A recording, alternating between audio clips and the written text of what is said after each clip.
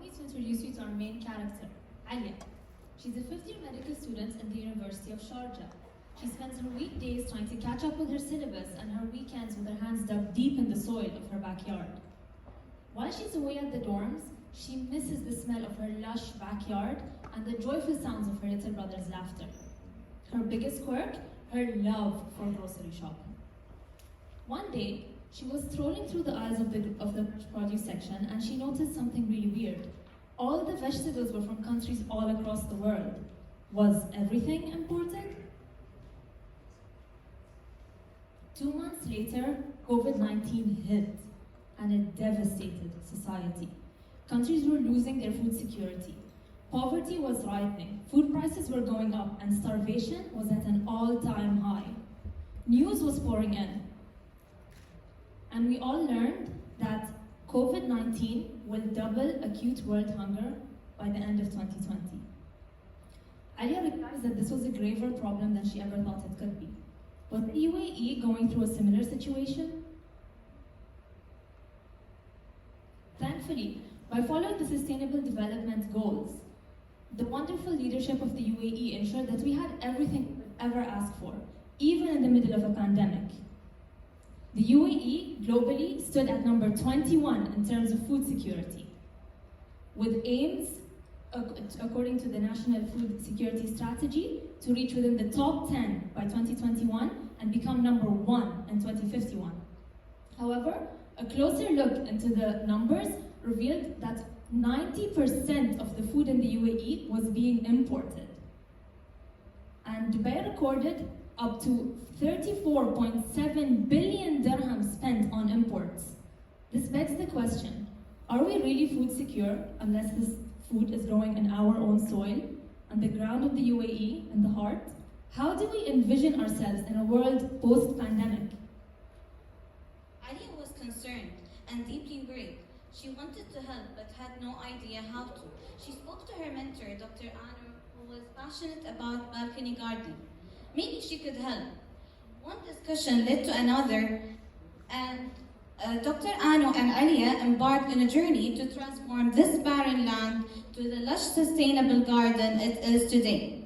All in less than 2 years, using the 3 pillars of sustainability as their blueprints. Work on the project can be summarized into 4 milestones: from trash to treasure, testing the soil quality, constructing the garden, and irrigating the crops. Food waste is a massive problem in the UAE. Daily food waste is 38% and it can go up to 60% during Ramadan. This is an urgent problem that needs an urgent solution. The University of Sharjah is the first higher institute in education that produces organic fertilizer. Over the course of 2020 and 2021, we collected over 8 tons of waste. How did we know if our compost yielded good soil, rich for a large presence of earthworms, which meant that our soil is nutrients, as in the video. So many worms. Our soil was used to construct the area based on the seeds available and the requirements of the plants. We segregated the area into a greenhouse, a net house, and a community farm. Irrigation was another important facet of the farm. We wanted to be economically sustainable. Our students contributed to the project by collecting all single-use water bottles, collecting 56.5 liters in a month. When we first started using the farm, we used 35,216 liters of water over a period of 2 months. This was not good at all, and has defeated the idea of sustainable farming. But, as they say, necessity is the mother of invention. We installed HDPE liners, which retain moisture, and facilitated the reuse of excess runoff. This has dramatically reduced to 100.7 liters of water over the same period of 2 months. This has saved 35,170 liters of water post-HDPE installation. So what was the result? Our baby steps towards supporting sustainable local produce yield some very tasty crops. We started with tomatoes, then grew to 60 plus varieties of tomatoes, 2 different colored carrots, watermelons, multiple types of beans, cotton, spinach. But the goal was to share it with the world. So the next step was to get certified from the Emirates Authority for Standardization and Metrology, allowing us to generate actual income, We sold our produce to faculty, to supermarkets. We even aimed to start selling to cafeterias in the University of Sharjah. What else? During the pandemic, we recruited more volunteers, more students. We worked day in and day out on harvesting and sowing crops because it wasn't only about farming anymore. It was about building a community. So did we achieve our goals? We initiated a plan towards food security and reducing food waste. We increased soil quality, increased green areas all around the campus, and reduced carbon emissions. How did we do it? Under the guidance of the 3 pillars of sustainability.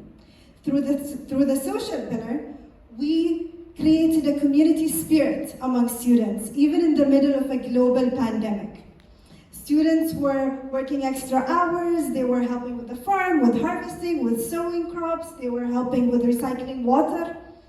Students and faculty came together to educate, collect, and deposit food waste from their homes to create compost.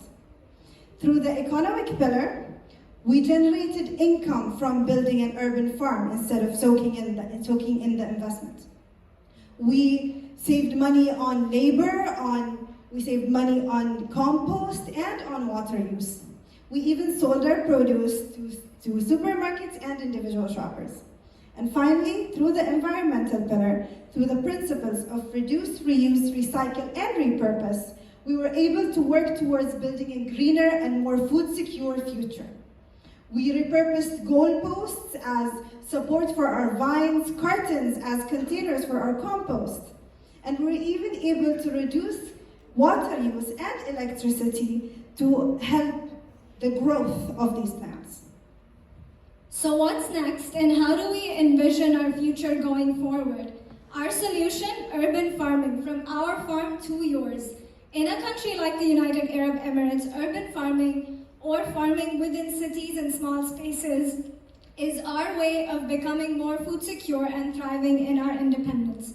We propose to do this and take this project further through 4 ways, keeping the 3 pillars in mind.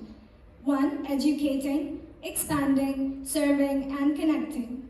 Through step 1, which is educating, we aim to educate schools, universities, and institutions about waste management and urban farming practices by connecting with local farmers. Through step 2, which is expanding our farm through improving our electricity use, installing solar panels, upgrading our water recycling project, as well as by connecting with more cafeterias and restaurants. Step 3 is serving the community, serving the country by donating a part of our produce to local food banks and allowing students to come and volunteer on our farm. Makesoil.org is a website through which you can contribute to our project by donating your food waste. You can plug in the website, look for University of Sharjah, and you'll know where to find us. Step 4 is connecting to the people, connecting to the land that we live in and grow our crops in. We think it's important to help people understand the seasonality of produce, develop an appreciation for it, as well as connect to each other through leisure activities hosted in our garden. All in all, COVID-19 taught us some very, very important lessons. We tried to learn from them, and we hope that we can share it with the world. We learned the importance of self-reliance when all of us were locked in the confines of our house in a global pandemic. We learned that things don't need a lot of money, they just need a little bit of passion, innovation, and responsibility. With a little love, the arid soil of United Arab Emirates is capable of producing wonders. And sustainable farming is not a question of if anymore, it's a question of when. We can do it, and we can do it together.